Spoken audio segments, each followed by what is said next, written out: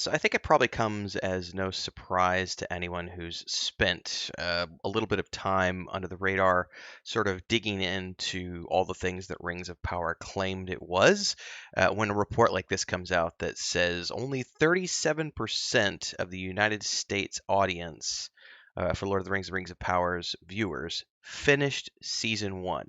So out of every 10 people, less than four actually finished the entirety of the season. Now, this is in the face of Amazon out there touting how, The Rings of Power was its number one show and it hit all these metrics and everything else. But the reality is, those numbers may have been inflated, or they might just not mean anything, or they might just be so muddled together with all sorts of other stuff that they don't mean anything remotely close to what Amazon claims they do. Now, we're going to be diving into this from IndieWire. This is based on a Hollywood Reporter article that came out yesterday. I'm recording this on April 4th at 7 p.m. my time, so this came out yesterday. But let's dig into this a little bit here. Amazon Prime Video proclaimed that the fantasy series premiere broke records for the streamer with 25 million viewers tuning in. And as of March, and since March, they've been continually calling Rings of Power their biggest show ever, with over 100 million people worldwide having watched the series. But that's the problem with those streamer ratings, is because those ratings and numbers are very nebulous, and who has access to those numbers, because it's just them stating that we did this. And that's like, I could say, I went to the moon. Did I really go to the moon? Well, you have no evidence that I didn't go to the moon, and I have all of this footage that shows that I'm on the moon. So who are you to say that I didn't go to the moon? It's really crazy. But it says here, according to the new report from the Hollywood Reporter, in the U.S., only 37% of viewers who started the Rings of Power actually watched all 8 episodes to completion. Says this number was not shared directly from Amazon, but reportedly came from sources within the organization. Overseas, the completion rate was better, but at 45%, it's still less than half of all viewers that were compelled to complete the Middle Earth adventure. Now, this goes back to some of the reports I was covering early on in Rings of Power, when I was at the peak of me being in there every single day, producing like 2-3 Rings of Power videos every single day. We were covering how they touted those first 2 episodes, 25 million people, blah blah blah. But then there was this sharp drop off, and then the demographics weren't there. Like, they weren't hitting the numbers that they wanted to hit. Instead, the audience was skewing way older, and the reason for that is because most of the people watching Rings of Power were people coming over from Peter Jackson's films, or people like myself who had read the books, and then they watched the show and they were like, "What is this trash? We're not really happy with this." And then they didn't go away. They didn't get the new audience that they wanted. It says here that IndieWire's reached out to a representative from Amazon Studios for comment. Dun, dun, dun, dun. Says while the show managed to make it to the number 15 slot on Nielsen's end of year list of top streaming originals, it also had a slightly muted reaction from audiences on social media. It was completely overshadowed by House of the Dragon in terms of social media and the Parrot analytics. And the show was largely ignored by award bodies this year, while House of Dragon managed a Golden Globe win for Best Drama Series, which, by the way, I thought was one of the funniest things to me, because they pushed so hard to get all these Rings of Power award nominations and everything else, and then the show just completely failed on all fronts to even make any waves. It says here that the revelation that Rings of Power completion rate comes as part of a broader story from the Hollywood Reporter about Amazon Studios' struggle to produce a breakout-defining hit for the Prime Video streamer.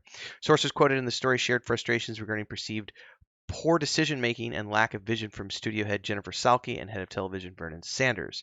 Salke, who is quoted in the story, claimed that 250 million households across the entire globe receive Prime Video, but it's unclear how Amazon tracks Prime Video viewers as opposed to its overall Prime subscription model. But the company last reported it has 200 million subscribers in 2021, but that was 2 years ago. She also claimed that Rings of Power was a success in the story, stating that this desire to paint the show as anything less than a success is not reflective of any conversations I'm having internally. She also said she anticipates the second season of the show, currently in production, will attract more buzz. It's a huge opportunity for us. The first season required a lot of setting up. Blah, blah, blah, blah, blah, blah, blah. So let's go over here to the Hollywood Reporter article. It says, inside Amazon Studios, big swings hampered by confusion and frustration. Despite ambitious bets like Daisy Jones and Six and the upcoming Citadel, insiders complain that there's still no vision for what an Amazon Prime show is. But Chief Jen Salke says they are missing the point. You can't reverse engineer true creative vision. Oh, last September, the show began with a bang. Rings of Power, that is, delivering the biggest debut ever on the streamer and what Amazon Studios chief Jennifer Salke called a very culturally defining moment for the company. But once season one wrapped, the show was less defining than hope, falling short of being the breakout hit that Amazon had envisioned. By the way, conversations for Rings of Power immediately fell off.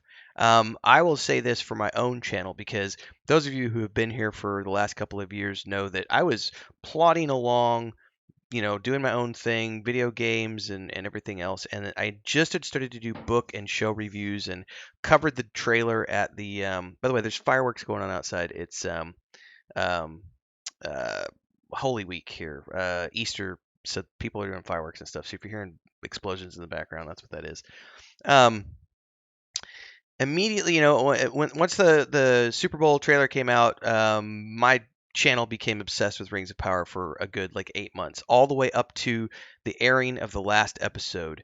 And we were doing, if you go look at some of my Rings of Power videos, those were, 35 to 50,000 views on those Rings of Power videos while we were ramping up to the first season. And then all of the season reviews, each episode review, getting down towards the end of the show, 10, 15, 20,000 views per video.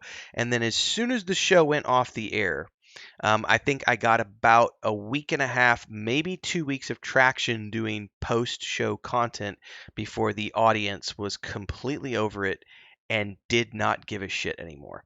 And one of the reasons I quit covering Rings of Power on a regular basis is because A, the audience just wasn't there, and B, the audience included me. Once the show was done with, there was nothing more to cover. It wasn't one of those things where we were continually having a conversation about it. And because it didn't immediately go into a next round of production, like it didn't immediately go, okay, next season's coming out in 8 months, 12 months, whatever. Instead, we're having a 2 year, possibly 3 year gap between season one and season two. Those culturally relevant conversations have not happened. Now, that's not the same as a show like Game of Thrones, where it was every single year, boom, boom, boom, boom, boom. Not only that, but they were constantly um, being on social media to a large degree with film locations and where they were filming and what they were filming. And they constantly had the stars of the show out there doing press in between. Game of Thrones was this cultural thing, House of the Dragons was this cultural thing. They have not done any of that with Rings of Power. Instead, it's all been damage control since the first season went off the air. I mean, immediately following, like the first few weeks after the show went off the air, it was Payne and McKay going around doing damage control on all these interviews saying, season two's got to be better. We're going to be more true to the lore. Don't worry about the numbers. It's all great. And even Jennifer Salke here talking in this interview is all about internally. That's not what we're hearing. Internally, it's a great success. Internally, this, internally, that. Well, internally doesn't mean shit in terms of the audience. And is the audience going to tune in for season two and what you have coming down the pipeline? That remains to be seen because the conversations around Rings of Power aren't happening. Um, there are people on TikTok who are continuing to talk about Tolkien as a whole and YouTube as well. I do the Mondays in Middle Earth show. We're finishing up the Return of the King right now, and then we're going to be getting into the Silmarillion, which will be interesting to see if I can how deep I get into the Silmarillion before season two even comes out because we're not getting season two this year. Season two is not going to be until 2024. So it being a 2 year gap between is like the conversations are gone and they might occasionally be a pop-up in the news about, like, I covered this I think last week when Kieran Hines and Rory, I forget his name, the new casting announcements, the random news article, but that's not things that are generating hype for the show anyway. um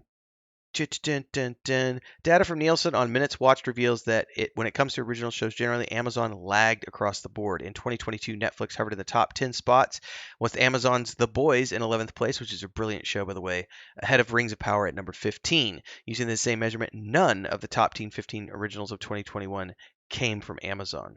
Netflix took all the slots other than Hulu's Handmaid's Tale, which is a creepy ass show but also great, Apple's Ted Lasso, and Disney's WandaVision 14th. Says many current and former Amazon execs, as well as showrunners, who have series at the streamer and agents who make deals. I believe that this is no accident. They describe Amazon Studios as a confusing and frustrating place to do business when it comes to movies, where Amazon's footprint is expanding following the 8.5 billion acquisition of MGM a year ago. A veteran producer says that in recent years there has been no sense of what that philosophy is. No one can discern what kind of material Salke and Vernon Sanders want to make. A showrunner with an ample experience at the studio said there's no vision for what an Amazon Prime show is. You can't say they stand for this. It's completely random what they make and how they make it. Another showrunner with multiple series at Amazon finds it baffling that the streamer hasn't had more successes because Amazon has more money than God. If they wanted to produce unbelievable television, they certainly have the resources to do it. But Salke believes the studio's approach fits their broad remit. I've never been one to say we need 5 action franchise shows and 3 workplace situation comedies. You don't reverse engineer true creative vision. We are programming for over 250 million households across the entire globe. We would say we have a big, broad audience, and we're looking for content that entertains the 4 quadrants, that is, male and female, under 35 and over 35, which makes many in Hollywood nervous. It says the question that makes many in Hollywood nervous is whether the Amazon studio overlords believe they are getting enough bang for their mega bucks. The last thing the industry wants at a time of belt tightening is a cutback in spending from a deep-pocketed buyer. According to Salke, that concern is misguided. She said the proof exists that giant tentpole shows are driving people to subscribe to Prime.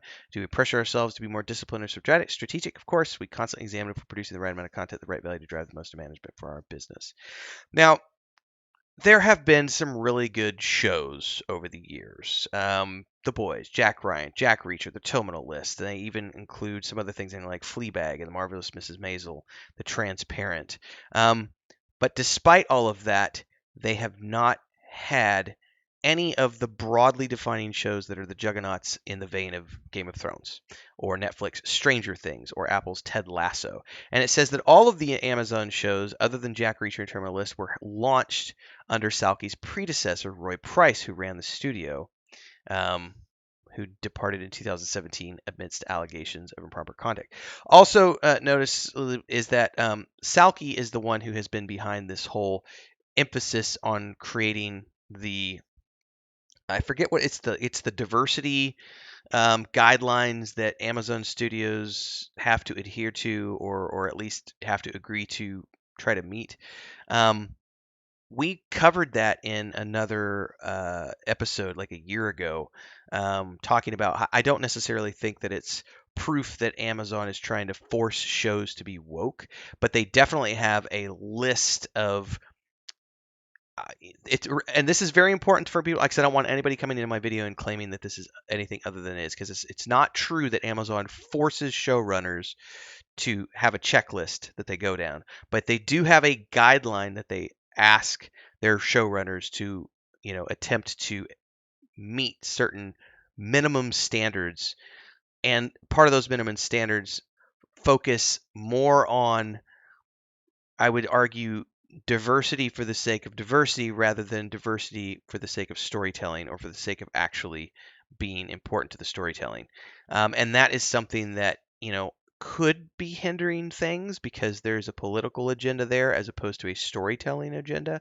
I don't know if that's true or not. That's just one person's opinion. I am not part of the, woke culture movement. I'm not part of the culture wars. Anytime somebody tries to come in and start like complaining about Disney is all woke and everything, I immediately just remove that person from my channel. I have no patience for people like when people were on my channel complaining about Willow. I loved Willow. I thought Willow was great. And you have all these people who are like, but woke this and woke that. And I'm like, go away. Bye bye. Get off my channel. Don't want to see you anymore. Same thing when I saw people ranting and raving about the Obi-Wan Kenobi show and Reva's character, and I was just like, nope, goodbye, goodbye. I don't have time for that. But I think there is something to be said for sacrificing storytelling for a diversity agenda. And I know that she has been accused of this. And if you look at the heads of the departments and, all of these movements to create, you know, if it's for the right reasons to create a better work environment is one thing, but where you're doing it just to do checklists, that is another thing. And I don't know if that's impacting the shows or not, but it's something to be considering. Um, so this is a really good article over at Hollywood Reporter. I'm not going to go through the whole thing because, oh my God, it's a few thousand words of text, and it's a ton of great information for those of you who want to read through it at your leisure, which I highly recommend you do. I'm dropping the links down below. But essentially, this paints a picture of there's a lot of confusion because there doesn't appear to be any sort of clear definition of what an Amazon Studios show is. In the early days of Netflix, we always knew what a Netflix show was going to be. It's less so these days because they have definitely taken a shotgun approach in the last, I would say, 5 to 8 years. But in the early days of Netflix, it was very much honed in on creating unique, interesting, like shows and films that were things that weren't going to get greenlit by a studio because they were indie, they were creative, they were innovative, they were pushing boundaries. I'll never forget watching. I think it was called Cooked. Was one of the first Netflix documentaries I ever watched with Michael. What is his name? Is it Michael Palin? Maybe it was a four-part documentary on food. Like it was a gastronomy show, but it had each episode was dedicated to an element like earth, air, fire, water, right? And it was this brilliant documentary on the culture of food around the world. And I'll never forget that that's what really got me interested in Netflix as a studio creating good television, was because it was so different from all these other food shows that I'd ever watched before, because we were really getting into the grassroots of what made food interesting from a cultural perspective, from a historical perspective, and doing it in a way where we weren't focused on these flashy touristy destinations, but we were focused on the cultural aspects and the historical aspects of cooking with earth, cooking with wind, cooking with fire, cooking with water, and it was just really cool. And then watching shows like um, Love, Death, and Robots season one, where we had these 20, however many episodes it was, of just mind blowing science fiction from all these different animation studios, and some of these, crazy horror films and science fiction films that were coming out of Netflix in the early days. There are some really good shows on Amazon. I love The Boys. Jack Reacher. I love Jack Reacher. Jack Ryan. Jack Ryan is an amazing show. There are some really good shows on Amazon. I remember one of the first shows I watched on Amazon was The Man in the High Castle, which I thought was an amazing show. But there hasn't been any sort of defining vision for what Amazon Studios is. So it's a great report. Read through it at your leisure. It takes a lot of time to get through, but hopefully you've got the time to read through. And I just think it's an interesting look at how Rings of Power is not necessarily the success that the Amazon Studios tries to tell us it is, because the numbers show otherwise. And their internal metrics and all their, back patting of each other, going, yeah, it was a great show. Look at all these Prime subscriptions that we've got because of the show. It might be driving Prime subscription. It might be part of what's driving Prime subscriptions. But is it genre defining television? No, it's not, because there are no conversations happening about the Rings of Power outside of the occasional, irate person saying how it wasn't Tolkien. Not my Tolkien, not my legacy, not my Middle Earth. Food for thought. Love to hear your thoughts on it as well. Drop them down below. Like, subscribe, hit the bell icon. Support if you can. Super chats on all the live streams and premieres. Super thanks on all videos and YouTube shorts. Memberships here on the channel, 3 different tiers. Private videos and beyond for our members. We have a Patreon page for our own game dev fantasy series and tabletop stuff. Don't forget the Patreon, Discord stuff. Yeah. Till next time, everybody. Stay safe.